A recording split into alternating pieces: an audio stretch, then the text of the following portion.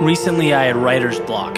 Couldn't think, so I completely removed myself from my work. I put on my running shoes and I ran. Down the steps, to the front door, and down the street. It was a Tuesday afternoon when traditionally we're taught to either be at work or in school. That's just where we are.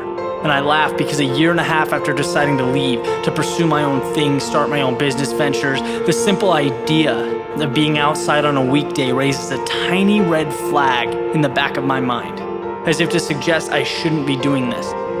And that's what 26 years of maintaining a certain mentality will do. Changing the way you see things doesn't happen overnight, it takes time.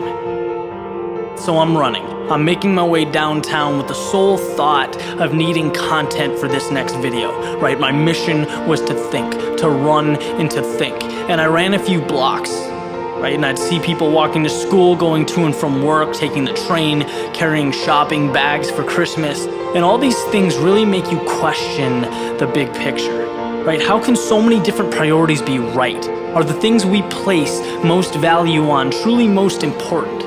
And I thought about it and I thought about it and I thought about it and didn't come up with an answer, so I kept running. And at this point, I'm well on my way.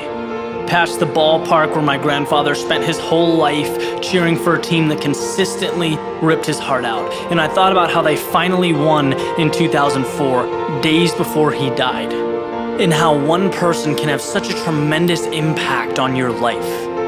And onward I ran. I passed the library where I glanced over and my mind went right to the issues, the struggles, the challenges we face in the world today, and how so many of the answers sit right there on the other side of that wall, on bookshelves. But how we're moving away from that, right? How can anyone truly grasp the depths of history with an attention span of 30 seconds or less? I started thinking about what's going to happen, how this is going to affect mankind, and I bounced this around for a few minutes and then move forward, step by step, acknowledging that, I'm spending time asking questions but haven't come up with any answers, right? I have no content for this video, not yet, so I ran. And I ran through the common where the trees have no more leaves, it's winter, everything looks dead.